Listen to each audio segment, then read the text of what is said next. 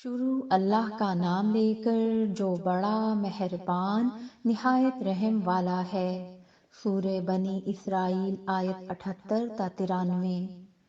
اے محمد صلی اللہ علیہ وسلم، سورج کے ڈھلنے سے رات کے اندھیرے تک ظہر، عصر، مغرب، عشاء کی نمازیں اور صبح کو قرآن پڑھا کرو، کیونکہ صبح کے وقت قرآن کا پڑھنا فرشتوں کی حاضری کا موقع ہوتا ہے، اور بعض حصہ شب میں بیدار ہوا کرو اور تہجد کی نماز پڑھا کرو۔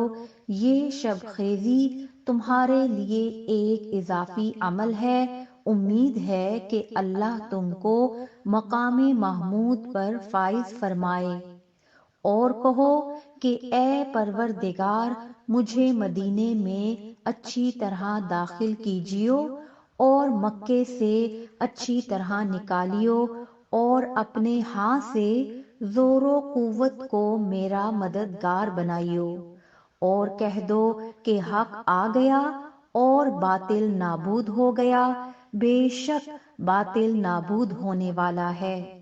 اور ہم قرآن میں وہ چیز نازل کرتے ہیں جو مومنوں کے لیے شفا اور رحمت ہے، اور ظالموں کے حق میں تو اس سے نقصان ہی بڑھتا ہے۔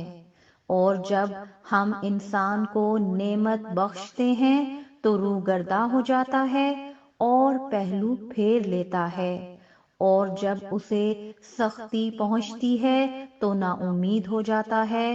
کہہ دو کہ ہر شخص اپنے طریق کے مطابق عمل کرتا ہے، سو تمہارا پروردگار اس شخص سے خوب واقف ہے جو سب سے زیادہ سیدھے رستے پر ہے۔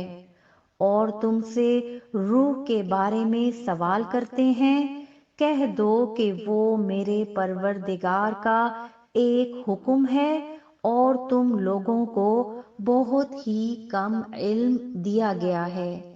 اور اگر ہم چاہیں تو جو کتاب ہم تمہاری طرف بھیجتے ہیں اسے دلوں سے محو کر دیں، پھر تم اس کے لیے ہمارے مقابلے میں کسی کو مددگار نہ پاؤ، مگر اس کا قائم رہنا تمہارے پروردگار کی رحمت ہے۔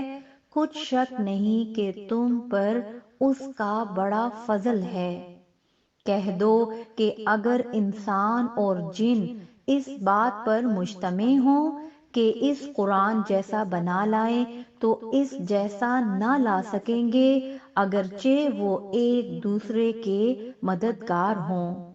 اور ہم نے قرآن میں سب باتیں طرح طرح سے بیان کر دی ہیں، مگر اکثر لوگوں نے انکار کرنے کے سوا قبول نہ کیا، اور کہنے لگے کہ ہم تم پر ایمان نہیں لائیں گے جب تک کہ عجیب و غریب باتیں نہ دکھاؤ، یعنی یا تو ہمارے لیے زمین سے چشمہ جاری کر دو، یا تمہارا کھجوروں اور انگوروں کا کوئی باغ ہو اور اس کے بیچ میں نہریں بہا نکالو، یا جیسا تم کہا کرتے ہو ہم پر آسمان کے ٹکڑے گرا دو، یا اللہ اور فرشتوں کو ہمارے سامنے لے آؤ، یا تمہارا سونے کا گھر ہو، یا تم آسمان پر چڑھ جاؤ، اور ہم تمہارے چڑھنے کو بھی نہیں مانیں گے جب تک کہ کوئی کتاب نہ لاؤ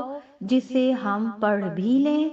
کہہ دو کہ میرا پروردگار پاک ہے، میں تو صرف ایک پیغام پہنچانے والا انسان ہوں۔